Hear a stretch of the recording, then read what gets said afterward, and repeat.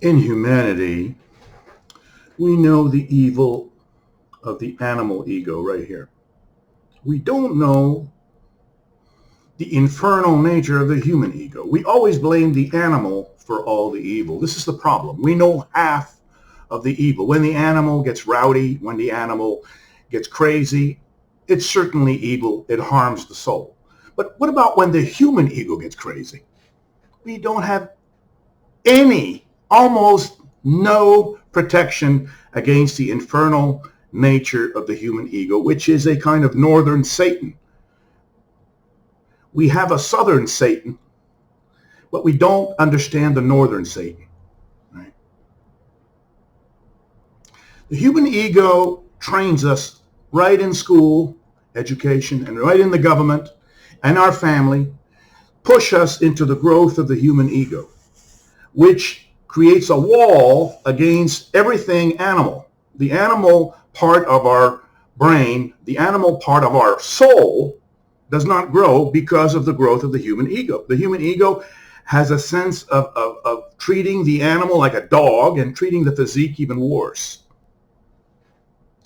The human ego gives us pride in our race, in our country, which is just a name of a land, a language, which is a code of communication, a religion, which often has no presence whatsoever. God has never landed as yet. And of course, gender bias. Women are treated very badly. They're almost treated like cows compared to men who are the leaders in almost every tradition. Some, of course, worse than others. The human ego trains us to hate or have a contempt for everything animal and physical. There's a contempt for money. There's a contempt for sex. Sex is not understood as a nutrient of the soul and its growth. It's almost a crime to have sex. It still is a crime to have sex. It's almost like performing a bank robbery to have sex, for a man and a woman to have sex, which is crazy, because sex is a fire of life and it's a fire of growth. Pleasure is condemned. Fun is condemned. When you go to school and sit behind that desk for 22 years, from the ages of 6 to 28, right? The pleasure sense, which is in the animal and the physique, become weaker and weaker and weaker. Academic ego is a human ego. And the academic ego in the school system destroys the pleasure capacity of the soul, as well as the fun capacity, as well as the power capacity. What does that mean? The soul has no power.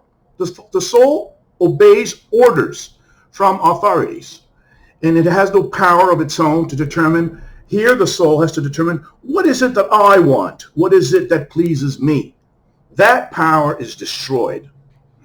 The human ego makes us feel that race, country, language, religion, and gender is everything. And it's not everything. In fact, these are very trivial type of characteristics of a soul. The soul is measured by its merit. What kind of reason does it have? What kind of heart does it have? What kind of animal IQ does it have? What kind of physical IQ does it have? What kind of beauty it has? What kind of money it has? All these things will determine what a soul is. Race is very little part of the soul. Right? Country is simply the name of land. From outer space, there is no country. We just see the earth and land, and we name pieces of land. The Bible has discovered the soul. The religions have discovered the soul, the presence of the soul, but they've sold the soul to the human ego, who found a spirit in the sky. This is the problem. We understand southern evil. We do not understand northern evil, which is a destruction of the animal and the physique. We have a complete nervous system comprising of 4 faculties.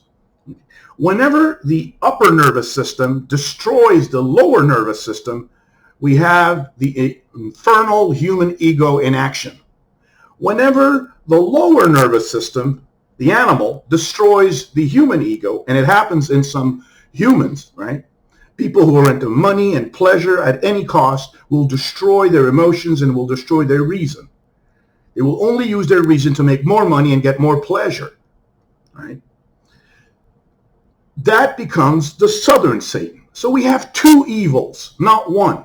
We have an evil in the south and we have an evil in the north, and therefore the soul has to be able to fight both evils in order to win this game of life.